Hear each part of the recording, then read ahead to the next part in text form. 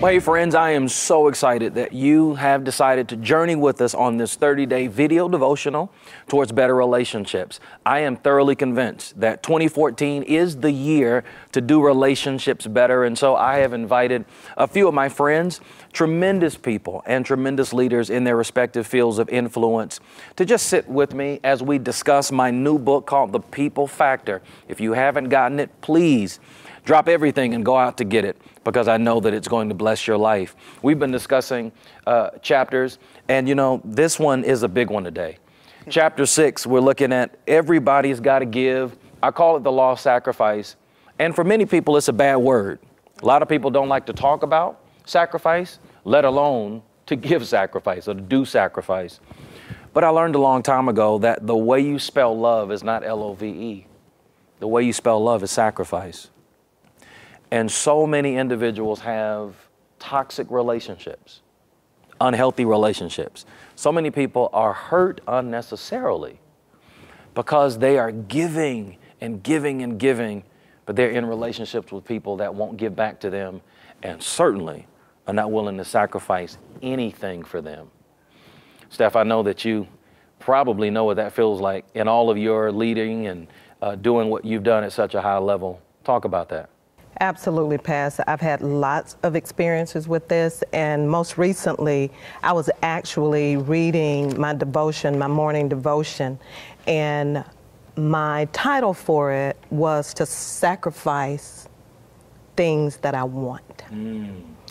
And I immediately did just that. Okay, God, you know, how do I do that? Oftentimes when we're cleaning out our closets, when we're doing things, you know, cleaning out our cars, cleaning out our offices, we give away all these things that we don't want. It's easy to give those away.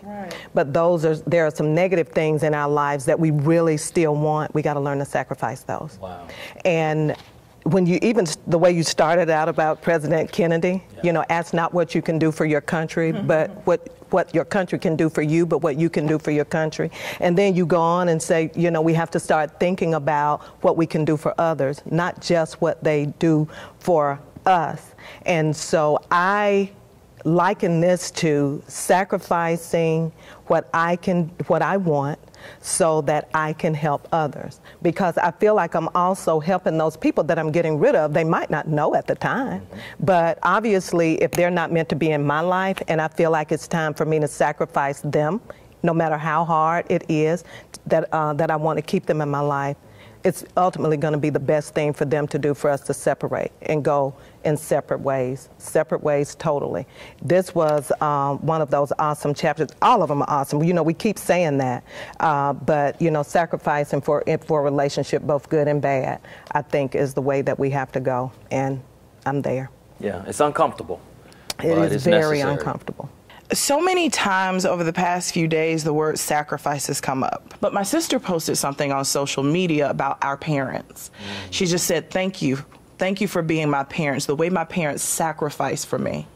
And that's what parents do. That's what healthy relationships have, sacrifice. Okay, fast forward again. A few hours later, I get an inbox message from a friend, and we're discussing what it is to be a single woman, what it is to be human, what it is to be flawless. And this is a male. He was talking to me about the definition of love. He said, what is love to you as a woman? So I go into this soliloquy of love, and it's orange wrapped in warmth, and it's so many things, and it's a verb, and it's, you know, 1,000 words, because I'm a wordsmith. I love words. Okay, great. So he comes back and said, well, for men, it's one thing. And that one thing for me was one thing. I was like, really? You know, I'm thinking, really one thing? And he said, it's sacrifice. Wow. I said, what? Wait, it's sacrifice? What do you mean? He said, for men, love, the definition, is sacrifice. We are willing to, if we are willing to sacrifice our time, if we're willing to sacrifice our money, if we're willing to sacrifice that other woman for you, we love you. Sacrifice. And so I was like, wait, Pastor Van's book is not out yet. I know it is not. Wait a minute. Have you read this? Do you understand? And it reigns true. And I love, that's what I love about a book that comes from God. He's going to make sure that that word that is shared with you is confirmed in different ways. And I mean, just in a matter of days, I was brought back to this chapter on the importance of giving. You know, everybody has to give. A relationship is give and take, but you have to be the one that is willing to make a sacrifice. Yeah. Tasha, you know, bringing up sacrifice in this whole chapter, the main thing that comes back to me, and we talk about relationships and sacrifice meaning love, and biblically, the first thing that always comes to my mind is Jesus is the ultimate sacrifice. And do you know that many people that would literally lay down their life for you? You know, when you think about, do they really love you? Would they really go to that length and that level? And I think about that and I'm like, you know, if you level that qualification of the people that you say that love you, the list goes probably down to nothing. Right. You can't see that about that. Short. And that's so true, because that's the level of ultimate sacrifice. And you know, when you talk about relationships for men, that's very true. We're very simple when you really think about it. It's a simple aspect of, will you be willing to go that distance? You mentioned something in your book, and I believe it may be in this chapter or later on in the book, but it's in reference to your journey to where you are now. Oh yeah. And the fact that, man, that's amazing to have a woman, your wife, to really make that ultimate sacrifice, to put aside everything else and to support you, to be there for you, to believe in you, and to follow you and believe that what God has called you to do. That hands down, I mean, that's ultimate. And for me, I was like, wow, if you really, that's the real definition of how we should define love, because we throw that word around, we throw friend around, but sacrifice really sums it all up. If you're not willing to do those things, you know, that really defines where your level of relationships are with people. And so for me, that stood out to me. I'm like, that is the ultimate sacrifice for us all. Sly sacrificing Jesus, that's awesome. I was like, am I in the right chapter? Because I got something totally different out of this. And I want to thank you, Pastor Van, because it spoke to me and it's helped to change my life. Wow. You were bold enough to mention the Bishop T.D. Jakes. Yeah. I've read every book. Was at a book signing with all of his books. Okay. But you mentioned something about him that's helped me so much. I have been suffering a great deal of guilt trying to maintain many close relationships. When I'm doing a major surgery, I have a teenage daughter. I need to be there for her. I have a new fiance. I have a very demanding job. I'm speaking a lot. How am I going to do all that and maintain all these close relationships? And I've been so guilty and so worried. And T.D. Jakes limits his relationships. Again, it's not to be judgmental. It's not to be, I'm limiting myself. It's to do the relationships he has well. And when I read that, it was release. You know, God's timing is perfect. It was like he released me from having to worry about being everybody's best friend.